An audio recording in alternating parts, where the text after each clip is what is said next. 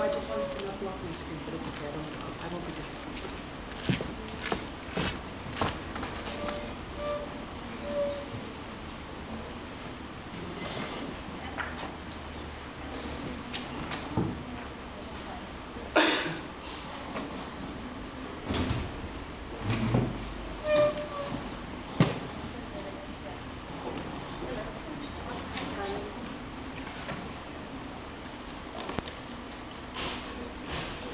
Good afternoon.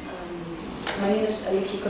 I'm a Canadian-born Greek, and I'm very happy to have had this opportunity to visit this wonderful city for the first time in my life, where several of my ancestors originally hail from. And I would also like to thank Efe and Jeanne and the rest of the team for organizing this conference, because it gives me a nice opportunity to present a small portion of my dissertation research.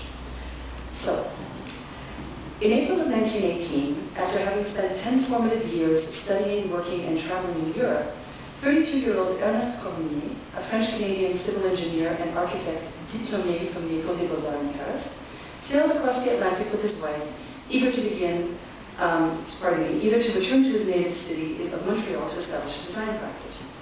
Having earlier that year declined a teaching position at the Architectural Association in London because he did not want to miss any opportunities to build a career in Canada, Cormier was well aware that Montreal at that time was not only Canada's cultural and economic capital, but that the metropolis was also enjoying a construction boom, a phase of accelerated urban growth that was to last until the 1930s. Incidentally, most of the images I will show you come from the Fonds Ernest Cormier, the archive conserved at the Canadian Centre for Architecture in Montreal, except when I indicate otherwise. Ernest Cormier was born the eldest son of a socially well-connected doctor, which later helped him to cultivate clients in political, educational, and ecclesiastic circles. After obtaining his engineering degree from Montreal's École Polytechnique in 1906, and working for 2 years at the Vignette Bridge Company, Cormier moved to Paris in 1908 and became the second French-Canadian architect, after Jean-Omer Marchand, to graduate from the prestigious École des Beaux-Arts. Thus, when Cormier returned to Montreal, he was already endowed with exceptionally elite social and professional status. Initially teaming up with Marchand, Cormier obtained his earliest commissions. However, within a few years, their working relationship had totally disintegrated, and Cormier ambitiously set out on his own, adopting the idiosyncratic but carefully contrived professional title of Architecte et Ingénieur-Constructeur, which translates to architect and engineer-builder, which both foregrounded his dual professional training and aligned him with the cultural cachet of contemporary design innovations in France, such as the Perret brothers, for instance, who used the title Architecte-Constructeur. What is certain is that none of his fellow architects in Montreal at that time had the same aura of cosmopolitan sophistication and could claim these mutually supporting domains of professional expertise. A practitioner for almost 50 years, Cormier's eclectic oeuvre is difficult to classify in any sort of straightforward way. Yet whether operating in the idiom of Art Deco or working within more orthodox expressions of modern functionalism, the strong influence of Cormier's Beaux-Arts training persisted across all building programs and stylistic modes that he engaged with, yielding a formal synthesis that tends to privilege the use of noble materials, that gives primacy to the plan, and that favors symmetry, axiality, and an overall classicizing aesthetic. Cormier is considered to be one of the most important Canadian architects of his generation, and he is best known for the public commissions he obtained, such as the Montreal Courthouse Annex, the Supreme Court of Canada, the National Printing Bureau, and also prestigiously, in the 1940s, he was nominated as Canada's representative to the Board of Design for the United Nations headquarters in New York. And you may recognize the architect with the round glasses who seems to be hovering around him admiringly. I like to tease my Le Corbusier scholar friends with that one. However, his most prominent public work was the main pavilion for the Université de Montréal. This large-scale building was credited as being the first truly modern institutional building in Quebec, and its importance contributed to establishing Cormier as a public figure at the height of his career. Now, although very proud of being an architect and an engineer, Cormier considered himself first and foremost an artist. In an interview given near the end of his life, he said, quote, "The true architect is necessarily an artist, since architecture is the first of the fine arts. Then come painting, sculpture, and engraving. The architect must be at ease in all of these domains. That is what I have succeeded in doing." Indeed, the various artistic endeavors he pursued throughout his career cannot be separated from his already multidisciplinary professional work. An award-winning watercolorist, a talented flute player, a sculptor, bookbinder, furniture designer, gardener, and very avid photographer, Cormier was a man of many talents who did not consider there to be a significant division between his various activities. In all of his undertakings, he sought out des belles proportions. And I can assure you there are many photographs like this, and his search for fine proportions is a long, sustained preoccupation cutting across all media. In fact, his sustained engagement with various artistic practices is that which bridges his professional persona and his private life. And this mediation of public and private through art has important spatial implications. In 1921, Cormier designed a studio with garden for himself on Saint-Urbain Street in downtown Montreal. This was the first of only 2 residential projects that he would ever build, both of them for himself.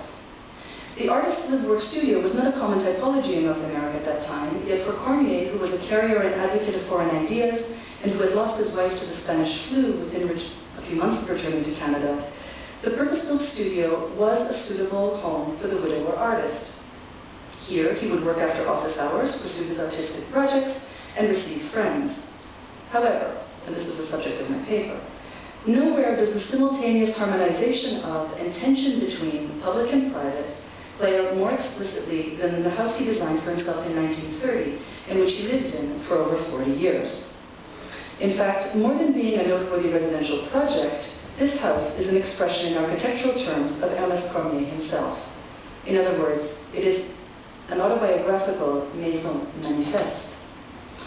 Situated on the southwest slope of Mount Royal, in the center of the city, the Maison Cormier is located within a bourgeois district that is often referred to as Montreal's Golden Square Mile.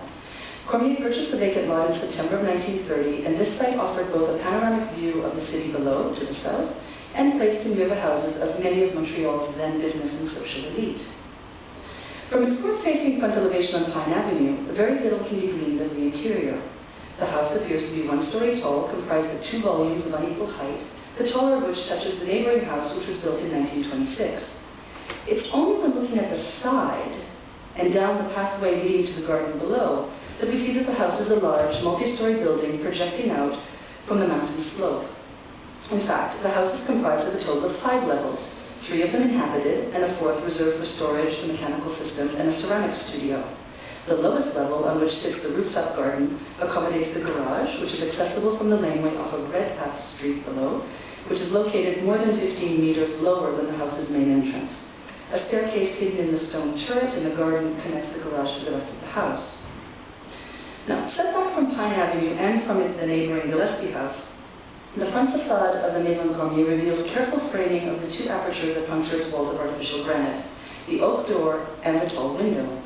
The first clue to this house being the personal signature of its author, as well as a showpiece for his professional self-promotion, is to be found in the ornamentation above the main entrance, the bas-relief of a muse holding the tower of the Université. When the house was completed in 1931, the construction of the main pavilion was still in progress, and its tower was not yet rising on the northern slope of the mountain. But its premature reference on the facade of the house testifies to the project's importance for Cormier. Now, just as an aside, the tower, right from the beginning, became not only an urban landmark, but also a logo for the university. And, well, probably inevitably it has acquired an obvious nickname. What can you do? Cormier has been quoted as saying that he always attached importance to the exterior doors of his buildings because they foretell what will be seen in the interior. It is significant then that this emblem of the pinnacle of his career is placed above the formal entrance to his house, signaling that beyond this threshold we may expect to see more of his professional and artistic accomplishments, ostensibly all pursued with virile rigor. Passing through the front door, one enters into a gray marble vestibule leading to a tiled corridor which is bracketed by service spaces. This north-south axis of the house terminates in the wood-paneled dining room whose furnishings in walnut and Macassar ebony were designed by Cormier. Bisecting this corridor is a dominant east-west axis comprised of a curving Buckish marble staircase with chromed brass handrail and 4 monumental columns in Bois Jourdain marble, which delineate an expanded threshold marking the entrance to the sumptuous double-headed space that Cormier referred to as the atelier, or studio, and which served as a formal living room and gathering space. The access that originates with the staircase ends in the monumental marble fireplace on the atelier's south wall and is punctuated by formally arranged custom-designed furniture pieces in expensive materials. This space is designed to accommodate large groups and is both the most public zone of the house and the most luxurious. The walls of the atelier are clad with thin, golden-colored sheets made of the fiber of Japanese pear trees, placed in bands that alternate the wood grain to create different effects under the play of light and to provide scale and a streamlined effect within the room. Harmonizing with the honey-colored walls, the floor pattern of interlocking circles of warm-toned red and yellow terrazzo offset the dark lacquered furniture and heavy violet-colored curtains that cover the tall windows at either end of the room. When Cormier moved into the house in 1931, this room became his new studio. On Saturday afternoons, the atelier was the regular meeting place of his artist friends, who would gather there to draw and to paint. Cormier sought to recreate the Parisian style of view he had enjoyed in Europe, as most members of this close circle had studied in Paris and had returned after World War I with the ambition of bringing sophistication and modernism to the arts in Montreal. Later on Saturdays, more friends would join the group to play chess, to tell stories and read excerpts of their texts in progress, as well as to dance. And judging from the informal photographs taken at these parties, some of which have humorous annotations on the back, also to flirt, to smoke, and to imbibe copious amounts of alcohol. Apparently, when an international star would pass through Montreal, the atelier was considered the place to visit and Cormier the man to meet. The top floor embodies the house and its owner at their most extroverted. Through Cormier's vibrant social life, the house in general and the atelier space in particular participate in the performative elaboration of the architect, engineer, artist's construction of self. Here, not only is he the gracious host, the connoisseur of contemporary foreign design trends, and the purveyor of imported luxury goods such as cigars, chocolate, wine, and champagne, but Cormier is also an engaged participant in this intimate universe of modern artists and intellectuals, as well as a cultivated patron of the arts. In the atelier, Cormier displayed several of his paintings, as well as some artworks by his friends. Everyone invited to Cormier's house experienced the grandeur of the main floor. Yet fewer people would have been admitted below to level 4 of the house. Sorry.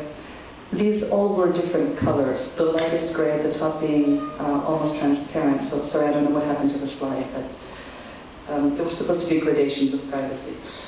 I'll tell you in words instead. Yet fewer people would have been admitted below to level 4 of the house, and fewer still would have ever seen level 3. Thus, analyzed in section, the Maison Cormier reveals clearly defined strata of increasing privacy as one descends the stairs. Given the house's projection from the sloped site, the curved marble staircase visually reads as a pin holding the house to the mountain as it organizes the axial relationships and dictates the circulation route. Here, the long horizontal bands of wood fiber paper in the monumental public space of the atelier dissolve into a smaller pattern of squares, announcing a diminution of scale as one descends the stairs. Oh, the colors are terrible. Oh, they're good on this. Oh, they're terrible on my screen, but I see you see what you're supposed to see. Excellent. Okay, on the second level from the top floor, the space feels more compressed, but still monumental. The 4 black marble columns that designated the important threshold on the main floor find their echo here as 2 pairs of columns covered in shimmering gold leaf that are placed closer together to create a more intimately scaled entry, in this case, into Cormier's library. The library itself is windowless, although it receives indirect light from the windows in adjacent spaces, and it feels dense owing to the wood paneling, the shelves full of books, and the marble fireplace with a reproduction of an ancient bas-relief above the mantel. The room is both cozy and warm, and as still as an Egyptian tomb. As with the furniture groupings placed in the middle of the rooms on the main floor, here the walnut desk that Cormier designed for himself commands the center of the space. One can imagine that in this library, with its subterranean feel, Cormier found the perfect quiet he desired for reading and working. This central zone of level 4, comprised of the staircase and library, separates the private quarters to the south and the service quarters to the north. Accommodation for 2 live-in servants, the main kitchen and pantry facilities, as well as the wine cellar, are burrowed into the mountain slope. To the south end of the house and overlooking the garden are Cormier's private rooms. The dressing room, which continues the checkered patterning of the stairwell, serves as a threshold to the master bedroom, in which the bed on a plinth bracketed by custom-made chests sits in the middle of a room that is insulated acoustically and isolated visually by sumptuous floor-to-ceiling pleated velvet curtains that cover the walls. As an aside, there are many comparisons to contemporaneous houses that could be made, and in such a short paper, unfortunately, I don't have time to get into it, but if you wait for the dissertation, I promise you it'll all be there, and I welcome your suggestions. Okay. This level is both semi-public and very private, and is the part of the house that feels the most underground. Occasionally, Cormier would receive guests in his library, and given the attention he paid to the design of the floor of the wine cellar and the corridor leading to it from the curving staircase, it seems likely that he may have taken guests on tours of his sizable collection of bottles. Cormier carefully detailed decorative elements such as flooring patterns, wall paneling, light fixtures, and metal grillwork because he considered them important to the coherent formal expression of the building. A comparison of his plans for level 5 and 4 reveals the meticulous attention he paid to the floor surfaces and that even extend beyond the building to the landscape surrounding the house. Interestingly, his care in the graphic representation of his house is utterly lacking for the floor beneath the library level, that is, for the most private, if not semi-secret, inhabited zone of the house. The discrepancies between the two upper floors and this third level do not end with Cormier's creative investment, or lack thereof, in the drafting of the plans. Descending further, Descending further, the open curving marble staircase now ends at a door leading to a concealed, narrow, orthogonal service stair with a small vestibule, which relates to an exterior door on the east facade, making level 3 directly accessible from the outside. And if you notice the panopticon kind of line of vision from Cormier's desk straight to that door, I find that interesting. This is the side elevation with the private entrance. Therefore, the house was conceived in a way as to function as a single unit or as two separate apartments with private entrances. In effect, the house did both simultaneously, and for good reason.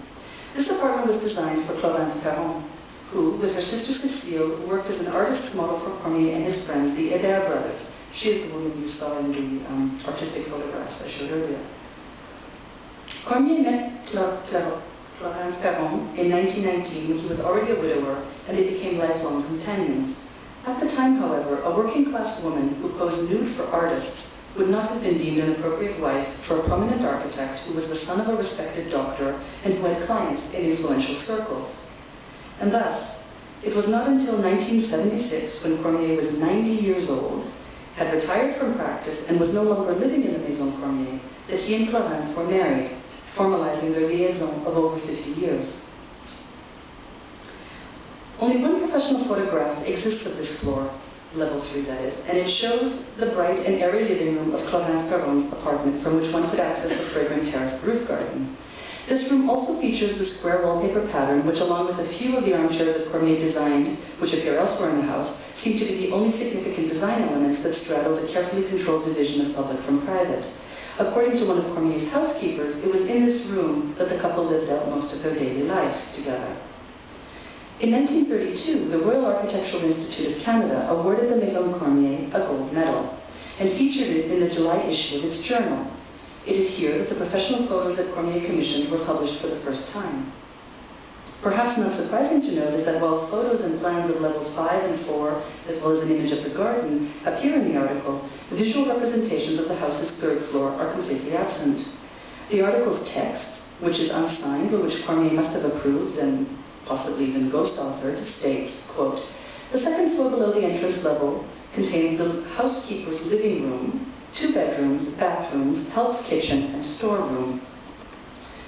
Tellingly, at least until the 1950s, the list of electors for this district identifies Ernest Cormier, architect, as the official occupant of 1418 Pine Avenue, and the sisters as housekeepers, confirming the pressure that he felt to maintain socially acceptable appearances.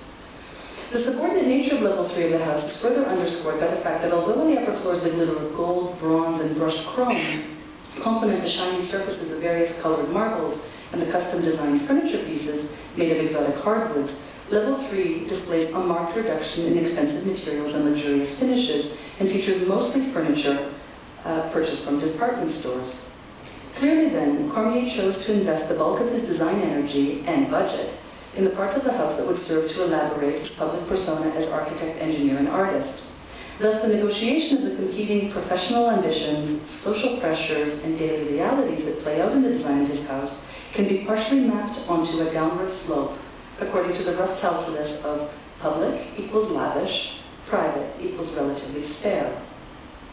A residence that was a social focal point among Montreal's avant-garde community as of 1931, and one that prudently guarded its secrets in order to keep up appearances in the conservative eyes of the general public, this house spatializes the merger of Cormier's professional, artistic, and private lives.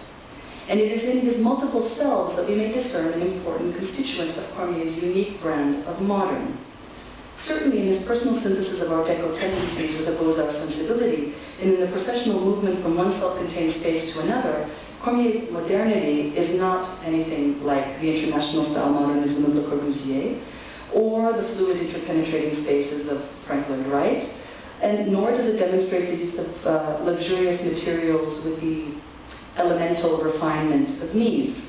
Yet, as an eloquent essay on the careful orchestration of his professional and social ambitions, with the measures he took to safeguard his private life, the Maison Cormier stands as a unique personal synthesis of European and North American trends, and an unusual example of domestic architecture of the interwar period, being a particularly atypical example within the Canadian context. Perhaps most importantly is that through the experiment that is his house, Cormier took a distinct position vis-à-vis modern life. If he was more obscure than the mainstream heroes of the 20th century in architecture, nevertheless, in the context of his time and place, Cormier deserves to be considered a pioneer. Thank you.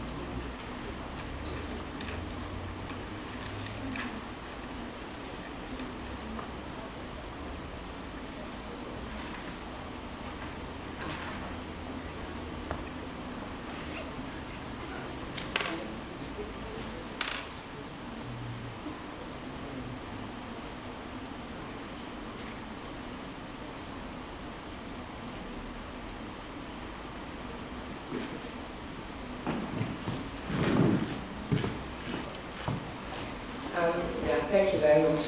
My name is Gill. I'm from Berlin, Germany.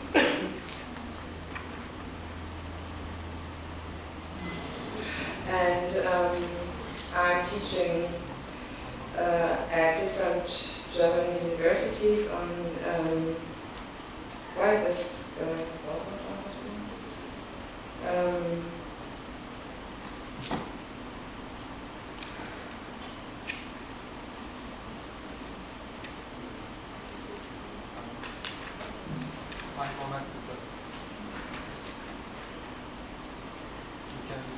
you are.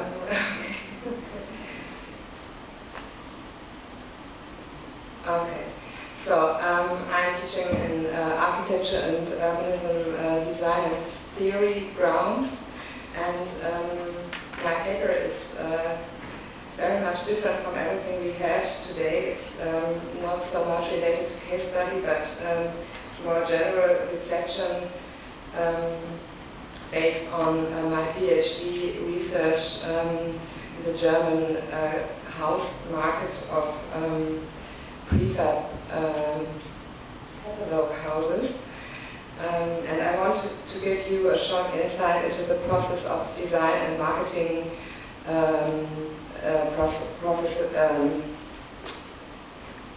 excuse me, but this is still not supposed to.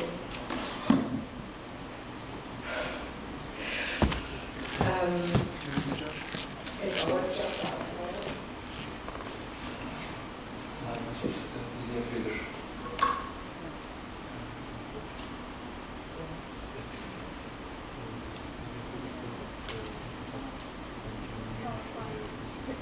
Okay. Dann bleibt es einfach so. Wie mache ich weiter? Okay. Okay. Ja.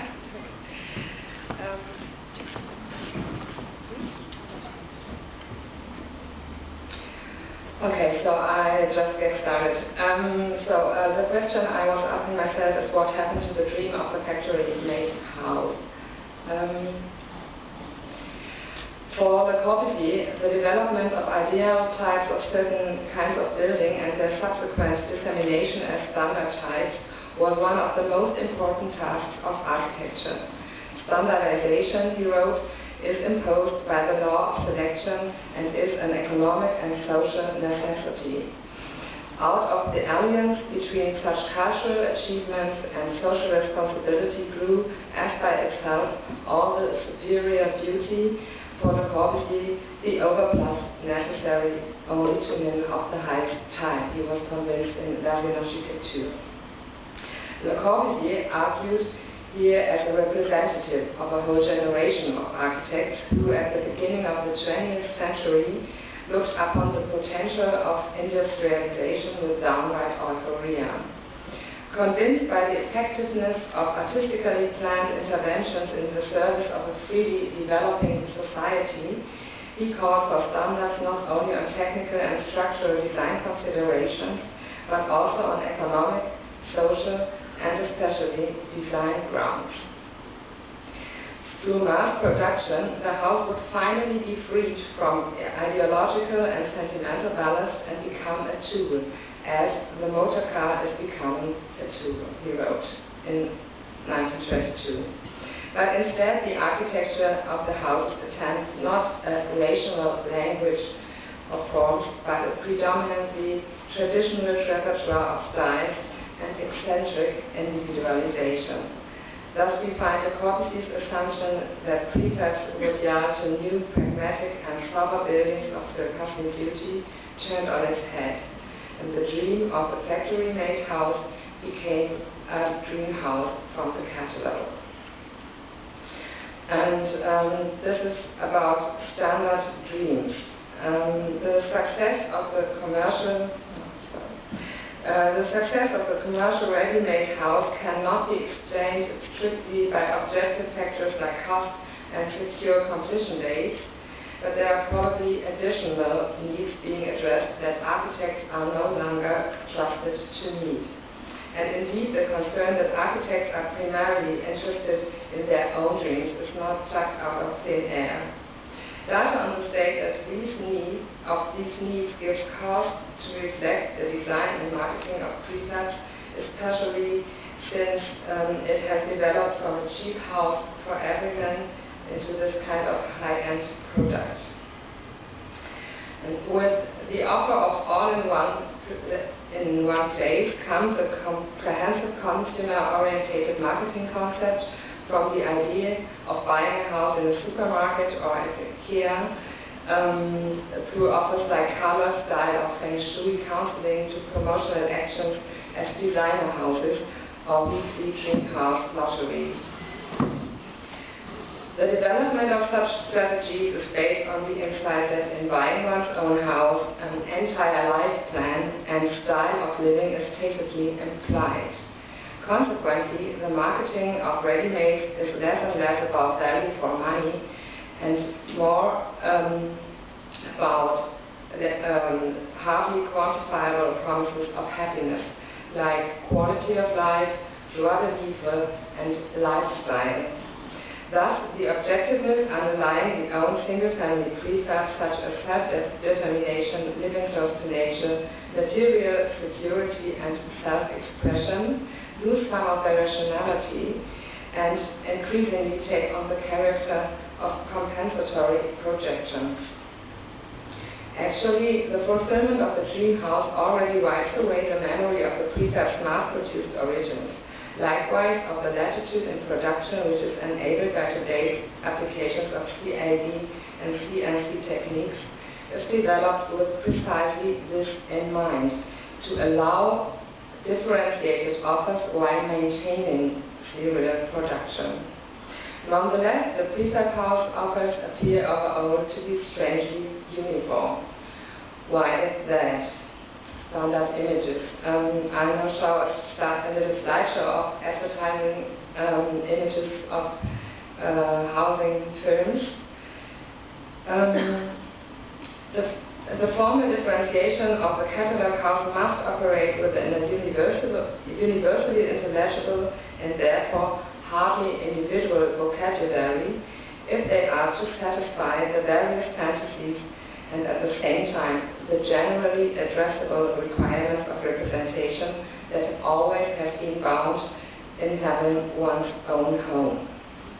Living in one's own home combines concrete advantages like adaptability to individual needs, protection against tyrannies of landlords and material security, with features such as independence, freedom, and autonomy. With connotations of such conservative values as reduced consumption, discipline, labor, and long-term planning, owning one's own home is valued as an appropriate expression of successful biography. And at the same time, owning a house demonstrates individual success in life and upward social mobility, and thus fulfills the function of a status symbol. Nonetheless, through the increasing prevalence of home ownership, for which the prefab as both product and driver is largely held responsible, the representative function becomes relative. Now the representation of social distinctions as a secondary mechanism is set in motion. The original low-cost house now has to appear bigger and more expensive if it wants to assert the owner's financial potency and pretend to a higher level of social status. The advertising promises used by the vendors aim exactly at these presentation needs. They flatter the need of potential customers to express a public image of the uniqueness and significance of their own person. And at the same time, the ever-increasing flavors on offer supply the customer with numerous possibilities of identification. Thus, the imagery of the structures activates ideas, whether as seen alpine or northern, Mediterranean or Scandinavian, modern or ecological, which are for their part standardized and constantly reproduced in all areas of advertising. These images illustrate dream worlds, from Mediterranean flair and cool ambience to fantasies of the castles and gardens of the rich and beautiful. Furniture magazines, catalogs, newspapers, guidebooks, promos, and television films are similarly defined by these images. These are no examples from German examples, but I think you can find similar images all over the world. We see television productions or soap operas devoted to the lives, for example, of the rich Californian Texan or Italian dynasties. Cooking shows arranged around highly polished kitchen blocks set the measure for the new feel-good home. And numerous decor soaps, broadcast over various channels many times daily, serve awakened yearnings and give practical tips and instructions how to adapt these dream worlds within the owner's four walls. standard components. The handcrafted and the industrially manufactured product are distinguished from each other above all in the reverse meaning and valuation of the primary, the actual function, and the secondary, the symbolic function. Such a paradigm change is also significant for the commercialization of the ready-made single-family house, which transformed the owned home into a product and its construction into a service. The prerequisite of this competitiveness is to match the production and distribution conditions of other industries, for example, the automobile, furniture, or garment industries. These fell from the start under the heading of mass customization, what means that under consideration of set parameters, an individualized garment, piece of furniture, or car can be almost as quickly and cheaply produced as if it were mass-produced. And the transference of these principles to ready-made houses means that reasonably priced manufacture based on industrialized and rational planning and building processes no longer has to stand in the way in realizing individual builder owners' wishes. In this way, the house manufacturer offers the customer tailored products at moderate prices, which heighten the attractiveness of the offer. A little bit like on a Nike online shopping site, on company homepages, often interactive house configurators enable potential house buyers to extend different floor plan suggestions with bay windows or winter gardens. Select options like gabled roof versus hipped roof, and choose styles from classic to modern. And within a few seconds, the customer can get a fixed price estimate with a visual simulation from base plate to top edge in 3D perspective. Standard language.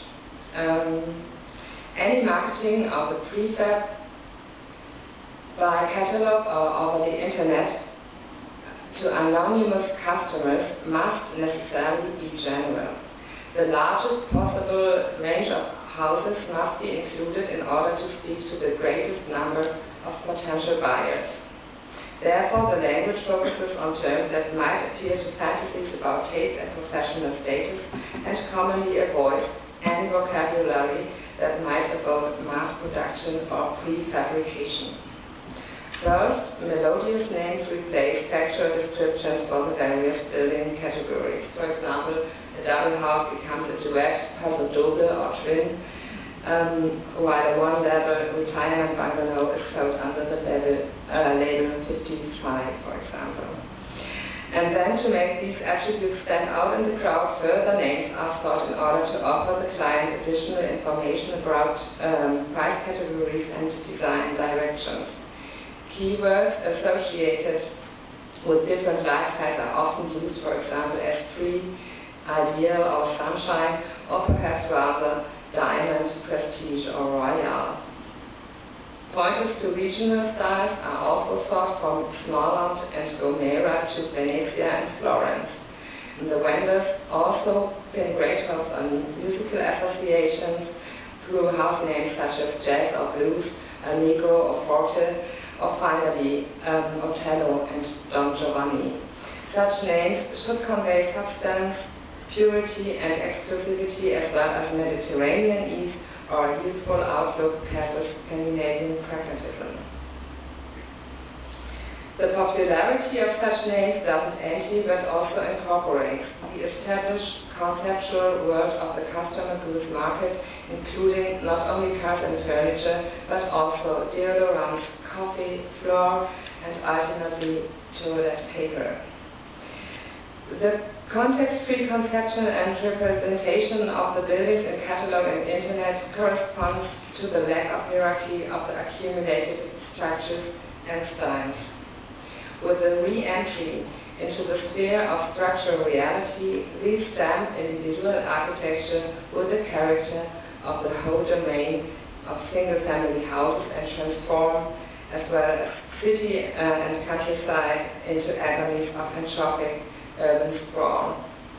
At the same time, the combinatorics of components adapted to structural engineering and thermal efficiency advances impassively.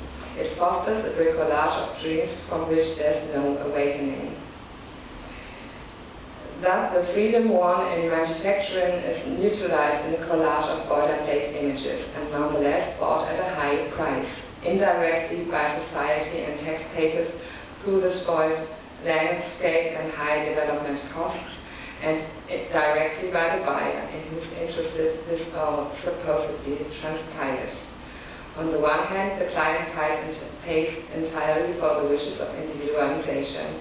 On the other hand, a fashionable facade design seldom contributes to maintaining or increasing the value of a building.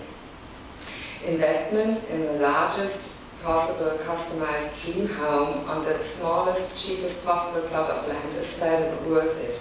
The more eccentric the architecture and location, the lower the resale value. In model home parks, out-of-fashion show houses are replaced when they no longer reflect the current trends, but house owners don't have these options.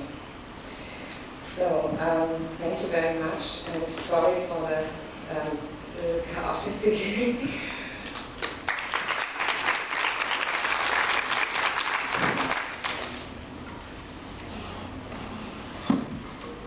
Any questions?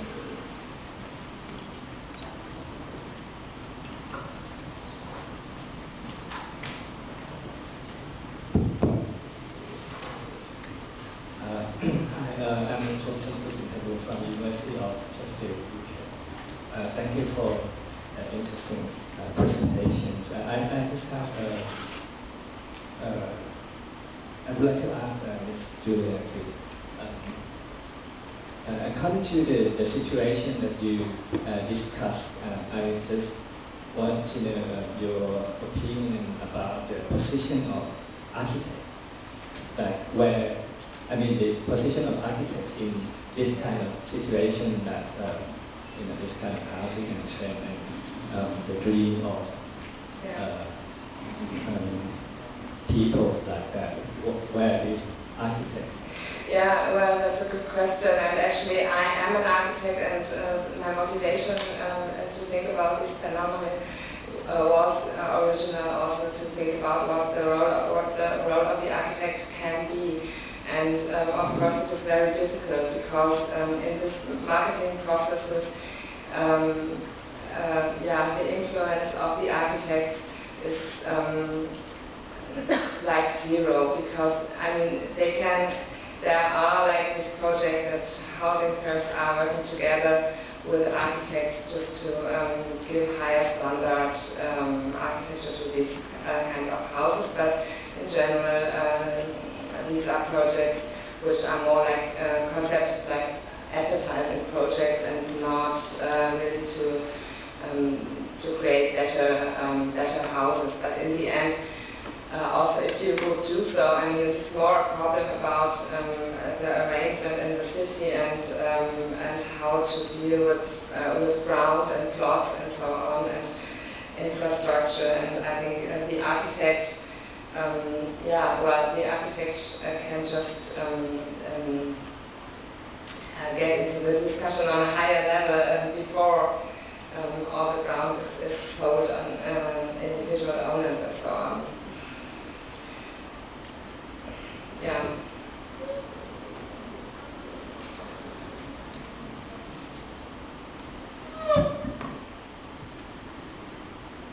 Hi, thanks very much. Both very interesting papers. I've got a question for each of you, but can I just ask Aliki? One of the things that went through my mind was that there was a really nice sort of descriptive examination of the building. And the thing that I found really interesting was the relationship between the architect and his house, his house mistress, let's call it that. Let's give her greater status and call her his lifelong companion. But what interested me is the relationship between the two inhabitants in the space and who is able to move between which space, you know, and who has, you know, who has that ability. I was thinking about an essay by Gill where the protagonist is allowed to live on one side of the house with her mother, and then entertains on the other side of the house, and they're kind of two different worlds, but she moves between both. And so I was thinking about that as a way of sort of extending the discussion into a much more interesting sort of theoretical direction. Yes, I appreciate the reference. It's true, I chose to introduce the house to you through a descriptive walkthrough, arriving at the secret. The house reveals its secrets very reluctantly.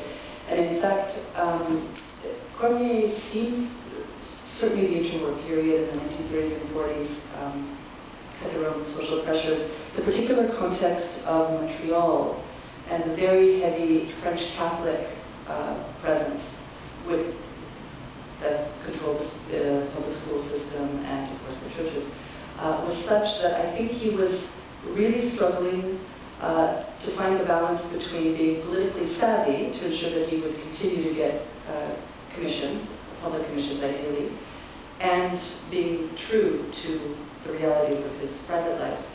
And I think within the intimate circle of social friends, of course, it was no secret, and I suspect that Florence was able to circulate freely. She certainly was not, I don't believe that she lived as a housekeeper.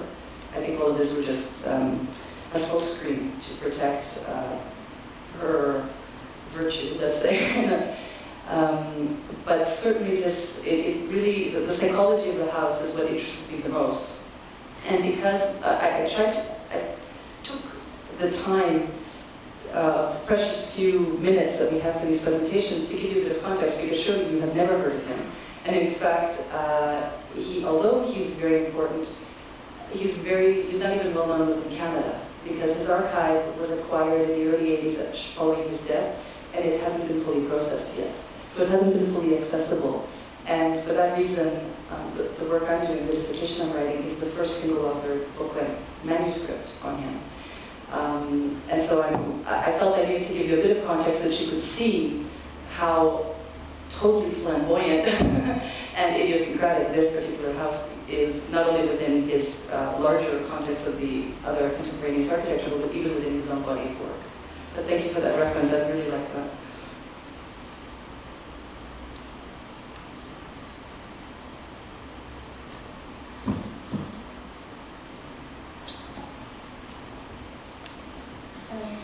Thank you for both presentations. Maybe my question would follow up, because I was wondering, Aliki, do you think there are spaces where you, in which those different three personas, the clash in them are reflected, or the split in the characters, or clash, I would hypothesize that in the top floor of the very public space, if you were receiving people who were not part of his intimate circle of avant-garde, modern, forward, progressive thinkers, how would he introduce her, or would she even be present? That might be an area of, there isn't photo documentation of that part. Perhaps too, I'm wondering, and again there isn't archival evidence that I have found so far, who might have been permitted to descend down to the third floor to spend time with them in an even more casual way and come out onto the garden terrace. So these are moments where which category of person and what kind of judgments may they pass would probably dictate access, but I suspect that, well, he and as well as she would have circulated freely throughout the whole house. And he had live-in servants, so there's this hyper-modernity of living in sin but hiding it, and then also having this backlash to having live-in servants. You know, this multiple life. Thank you.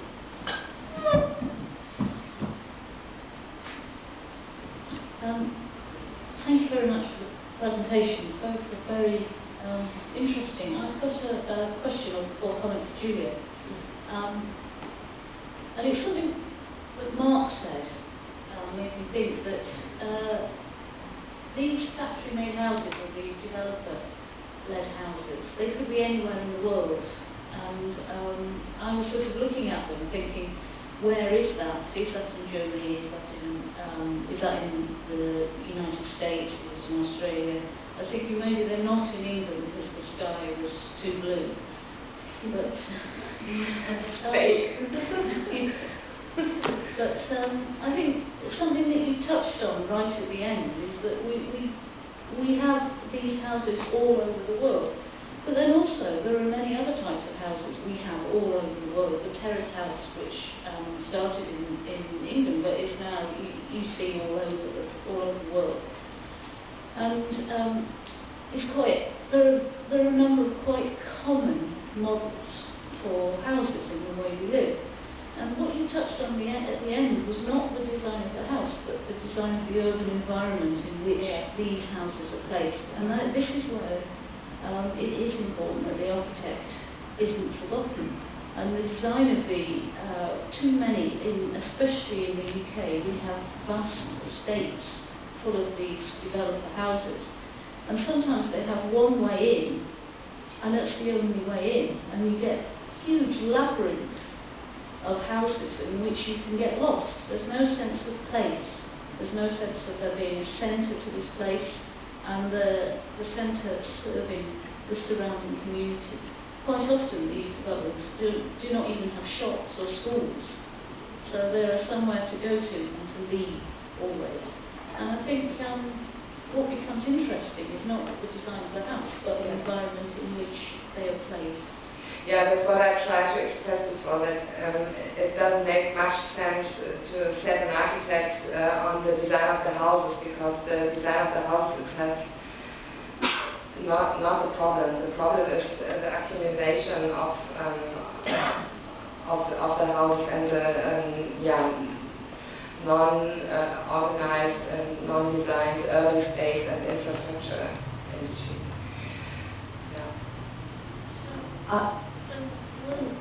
Were all the houses in Germany? Sorry? Were all the houses that you in Germany? Yeah, these were houses from German vendors, and they are all built in Germany also. And I took them from the internet homepages.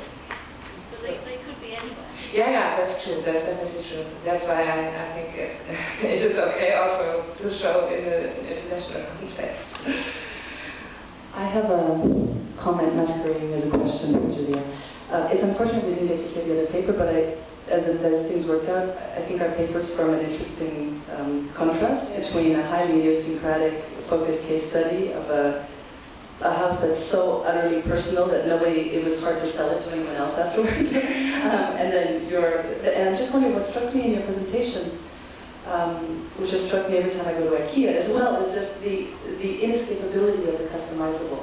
That even in all of the very careful efforts to have the widest appeal possible, to have a universal appeal to the widest possible public, there's still this volition to individualize, to customize, to put the personal signature, and so there are all these options.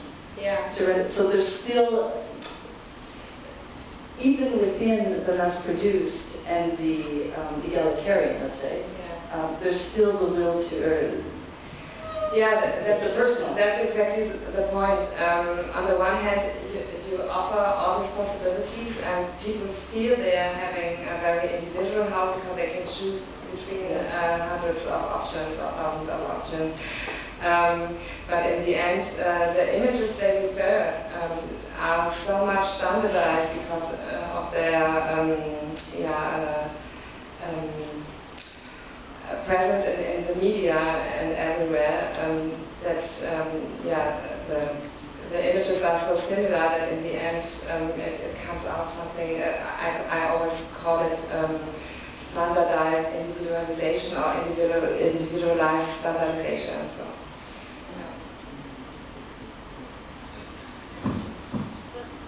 But is that not that idea that you can pick what you want from a catalogue? It is the basis of classical architecture, which was exactly the same system. You pick the pieces that you want to display the sort of character of building that you want to show. So it's working within the tradition.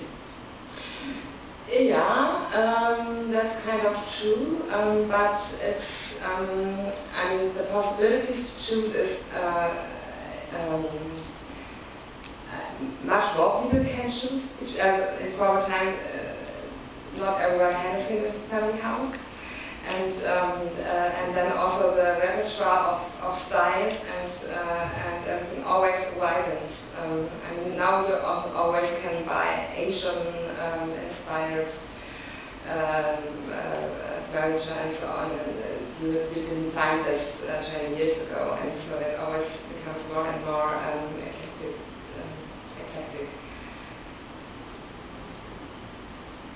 Hello, I have a question for you.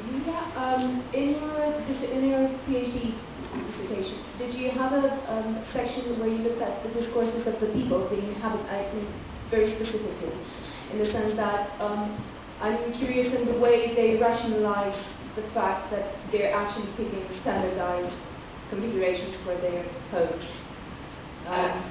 I'm sorry, I didn't get the question right. So, how do people explain, or how do they relate to the fact they are picking up things from a catalog? They're already shaped for them, and they're just making up a configuration of the objects or the things in their home.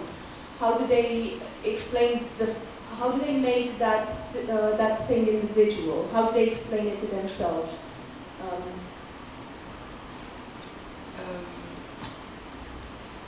that they choose how do they put their own individuals? Yeah. I'm sorry. My English is not so good. I'm just curious if you looked into the discourse of the people. I don't know if you had the section, so this is what I'm trying. If your paper looked at the only at the catalogs and the marketing and this aspect, or did you have a section, let's say, on the discourse of the dwellers?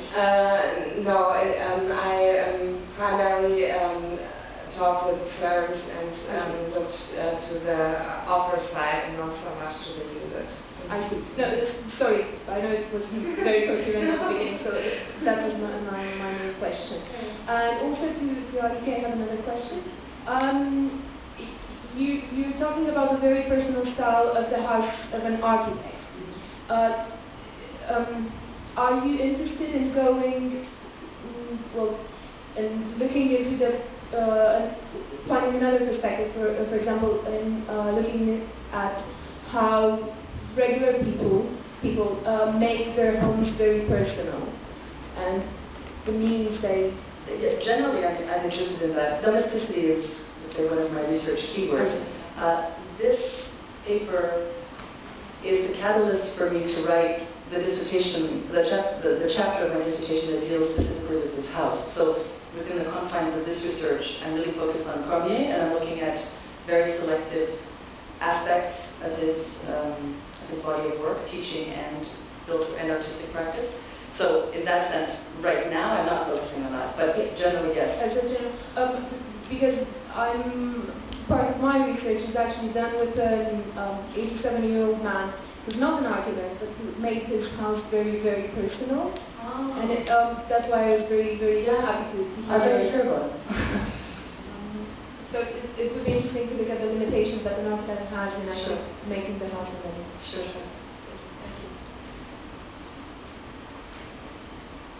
Thank you so much for presentation.